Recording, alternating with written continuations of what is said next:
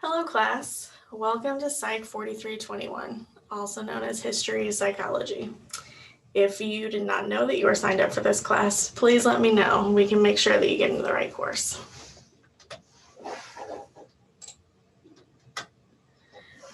So you might be asking yourself, why the history of psychology? And why is this even a course? Well, maybe you need an upper division elective for your bachelor's degree. Maybe you're wanting to get your PhD in psychology. And most PhD programs require that you have some sort of history of psychology course as a prereq. Maybe you're just interested in the topic. Here are a couple academic reasons for taking this course. During this course, you can learn all about the types of knowledge, which I'll cover later on in this presentation. You'll understand historical concepts that you have focused on in many of your core classes, as well as the roots of your core classes that you've taken. Many of you know what topics such as cognitive psychology are, but you don't really know how it started. What were the building blocks? And this course will cover it. Another great part of this course is that we will focus on the great individuals that helped build the field of psychology. To the right, you will definitely see several names that hopefully you recognize, and if you don't, we'll definitely be going over them in class. You will see this graphic quite a few times when you log into your Canvas course, as well as kind of throughout our chapters. I also want to kind of make sure that you guys understand that you'll be hearing a lot of kind of male names throughout this process.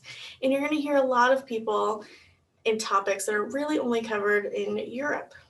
Our textbook really tries to kind of have a global view and try to include women into the topic. There are many history of psychology books where women are kind of an afterthought. So I'm trying to make sure that we add women, minorities, and kind of other global perspectives into the history of psychology. So you might be asking, why me? Why am I teaching this class? Many of you guys know me already. I'm your advisor. We've had many conversations, but why am I kind of taking on this new role? So many of you might know, many of you might not know. I do have a bachelor's degree in psychological science, and I did minor in history. I have a master's degree in counseling, and I am a licensed professional counselor in the state of Texas and the state of Indiana.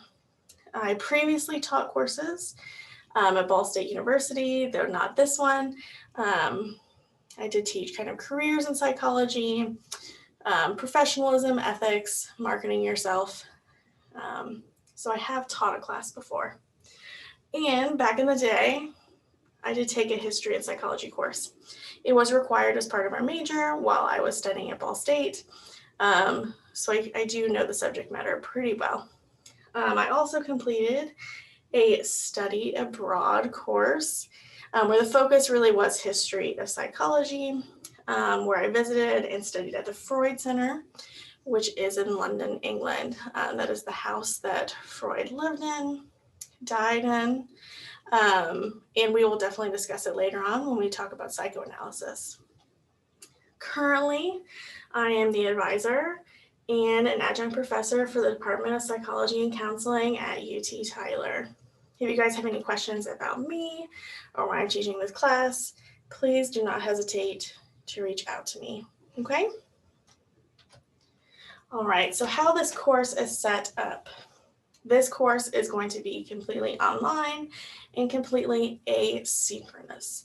What this means is there will be no meeting times.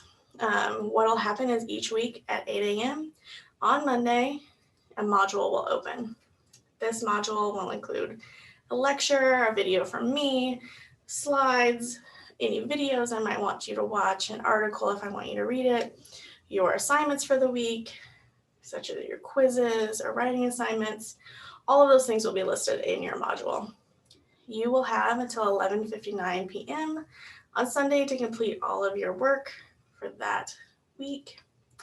At 11:59 p.m., the module will lock. What this means is you won't be able to access your assignments, but you'll still be able to access the slides and the videos. There are several ways to get points in this course.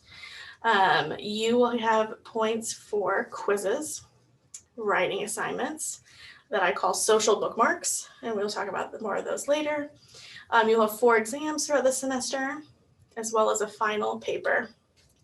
I'm also offering you guys extra credit, and so you can take extra credit up to 2% of your overall course grade. Okay. I will tell you, it's going to be very important that you purchase the textbook. I am showing you kind of a picture of the textbook now. I let the bookstore know that I would like you guys to get the 2nd edition, but I am definitely okay with you guys getting the 1st edition and kind of saving some money. You can find the ISBN number for this book, as well as like the name and the author for it in the syllabus. And I also emailed you guys earlier this week, letting you know about the textbook. So each week, I would really want you to focus in, read the chapter that's assigned for that week, look over all the slides that I've posted, watch any videos that I post, and please, please, please, I promise you, you will want to take notes over the videos that I post. You will be tested over them later. Hint, hint. Complete the quiz for the week and complete the social bookmark if it is assigned. I also really suggest that starting in week 2, you really start working on your big paper. This is kind of due week 13, week 14 of the course. It is a large portion of your grade. I promise you, you are going to want to start working on it as soon as possible. And the earlier you start working on it, the easier it's going to be, as well as if you send it to me early, I can send you feedback on it so you can make corrections before the paper is due. Okay. I truly believe in having clear expectations and being completely transparent with you. This class is a 4,000 level course. It is typically set up in other departments as a capstone course. It is a class that is built to kind of make sure that you understand all of the knowledge that you've learned throughout your core classes and beyond. I would expect that you guys should be working on this class anywhere between 3 to 9 hours a week, depending on what is due, what we're covering.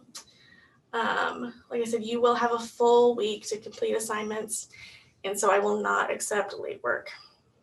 I will be available to you guys during office hours, which I will have on Mondays and Wednesdays, as well as over email. I know for a lot of you, I am your advisor, so please, please, please do not schedule an advising appointment to meet with me over this class. If none of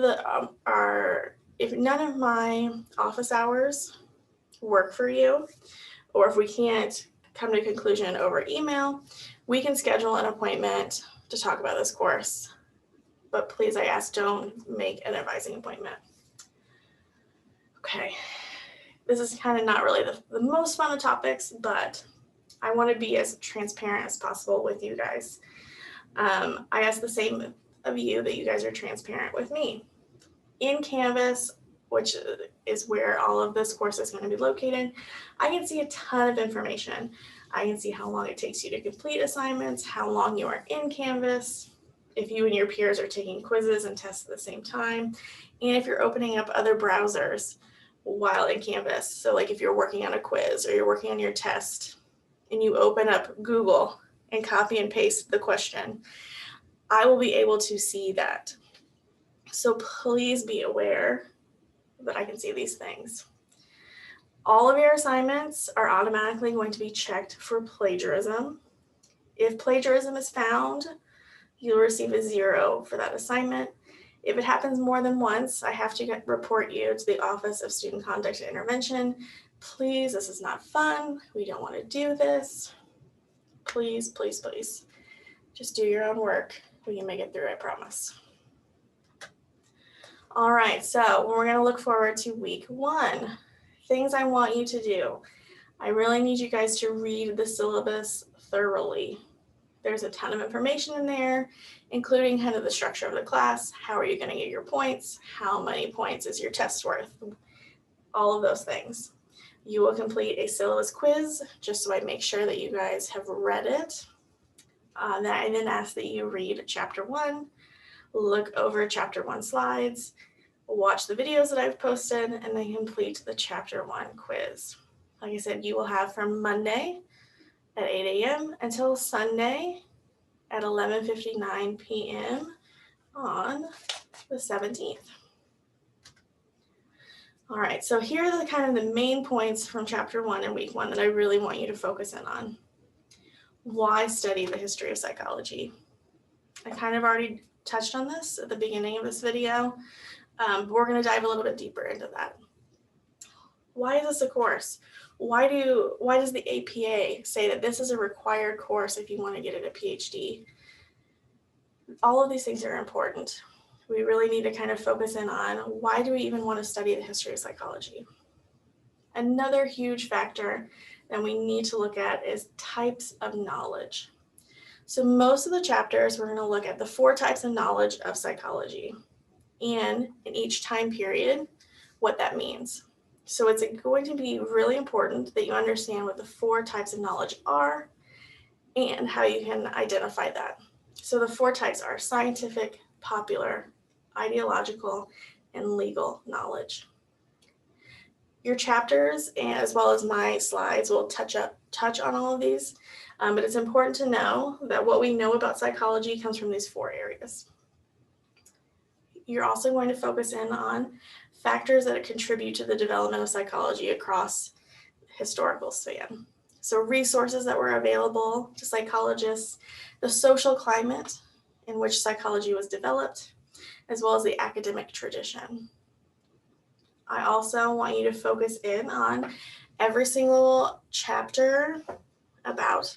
I will have some sort of psychologist spotlight. So this is a chance for you to learn a little bit more about a psychologist that you might not have heard about before. This first week, we'll be focusing on Dr. Alfred Kinsey. I want you to really focus in on his contribution to psychology.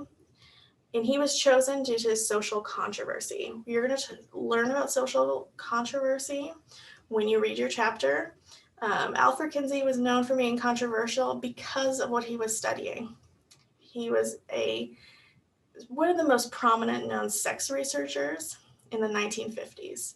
So really think about what was the social climate of the 1950s in the United States, and what do you think it means for somebody to kind of test the boundaries and really scientifically study a topic that people consider taboo. So if you have any questions at all, there's 2 ways that you can reach out to me. I'm very, very available over email. Please make sure that you're emailing my uttyler.edu email. I know that I have a weird kind of student email out there. I do not have access to it anymore, so please make sure that you are emailing my UT Tyler email, or you can attend my office hours. Please, please, please do not ever hesitate to reach out to me if you have any questions or concerns. I'm here to help. I promise I'm like the least intimidating person ever, but I really do expect that you guys will follow through, study, learn, ask questions, and I'm here to help you along the way. So I truly hope that you enjoy this course, and I look forward to the semester with all of you. I wish you good luck, and let me know if you need anything.